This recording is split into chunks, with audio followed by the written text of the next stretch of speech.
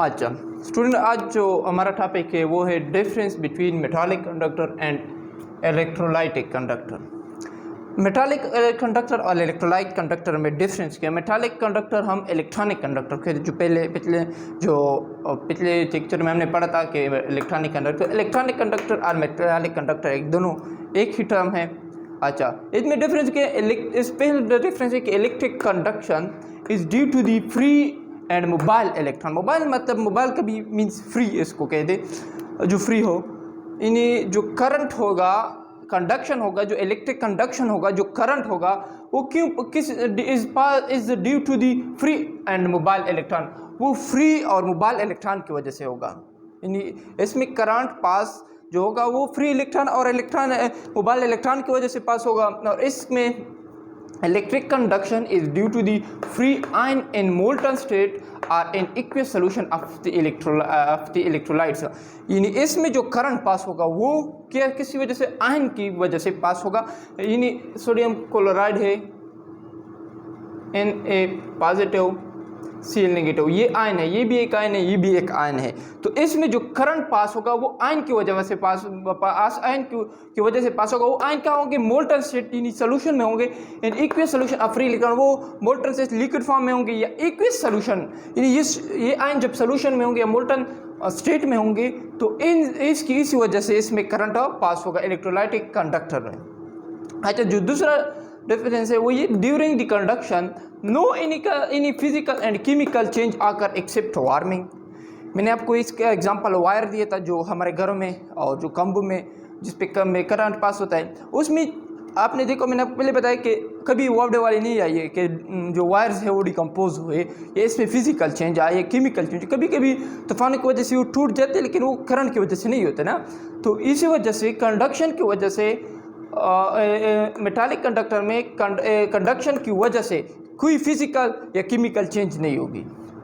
During the conduction of both physical and chemical change occur because it involve transfer of matter in the form of ion। इसमें physical और chemical change दोनों होंगे। किस तरह होंगे? क्यों होंगे? वो इस वजह से होंगे कि इसमें ट्रांसफर ऑफ आयन होता है। अच्छा, केमिकल चेंज किस तरह होंगे? ये सोडियम क्लोराइड है, न्यूट्रल है।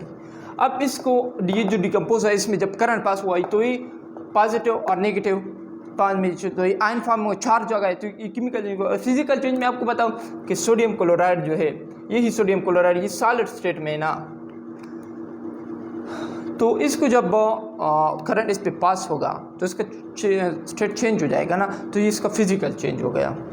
कभी कभी कलर भी चेंज होता है करंट पास होने की वजह से, तो ये भी फिजिकल चेंज होता है।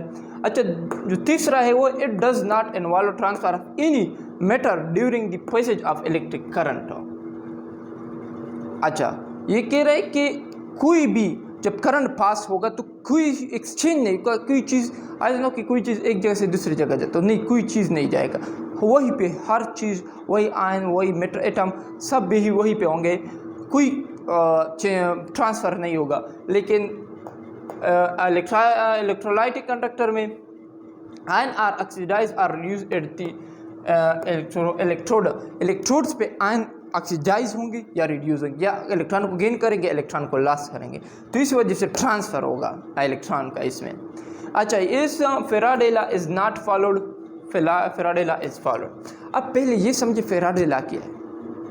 फैराडे लॉ शॉर्टकट में डिफिनीशन, तो अब बहुत से किताब में तरह तरह के डिफिनीशन में शॉर्टकट कंसेप्ट अगर आपको उसका बताऊं, ये कह रहा है कि इसमें जो करंट पास होगा, फैराडे लॉ ये कह रहा है कि इसमें जो करंट पास होगा वो इसका जो डिकम्पोजिशन होगा, इसका इस सोडियम क्लोराइड इसका जो डिकम्पोजिशन होगा वो करंट के पास करंट,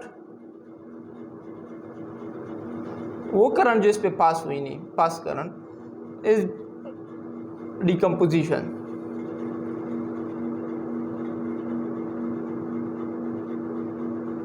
यानी इसका जो डिकम्पोजिशन होगा वो किस पे डिपेंड करेगा? वो इस करंट पे, जितना ज़्यादा करंट आप इस पे पास करोगे इतना ज़्यादा इस पे डिकम्पोजिशन होगा।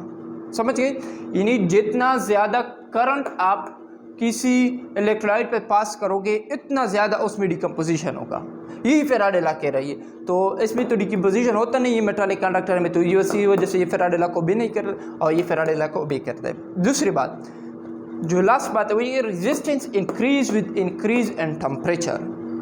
जो वायर्स है, जो मेटालिक कंडक्टर है, इसमें जब टेम्परेचर बढ़ेगा तो इसमें क्या होगा, रेजिस्टेंस ज़्यादा होगा, इसमें करंट पर कम पास होगा।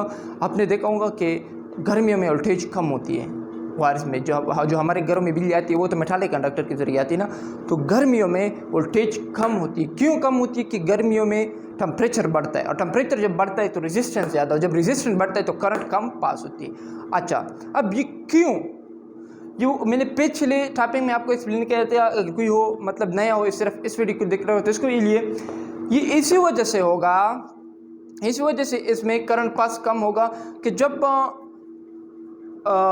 इस पे टेम्परेचर बढ़ेगा, जो कार्नल इलेक्ट्रॉन है मेटल के वो इसका जो वाइब्रेशन होगा वो बढ़ जाएगा। जब कार्नल एटम का वाइब्रेशन बढ़ जाएगा तो इसमें इलेक्ट्रॉन इम्पिड ऑफ इलेक्ट्रॉन जो होगा वो स्लो होगा, यानी इलेक्ट्रॉन की वजह से जो करंट पास होती है वो स्लो होगी। ठीक है। अच्छा, अब resistance decrease with increase in temperature. Electrolyte की सूरत में क्या है, जब आप टेम्परेचर को इंक्रीज करोगे तो इन रेजिस्टेंस होगा वो डिक्रीज होगा और करंट ज़्यादा पास होगा।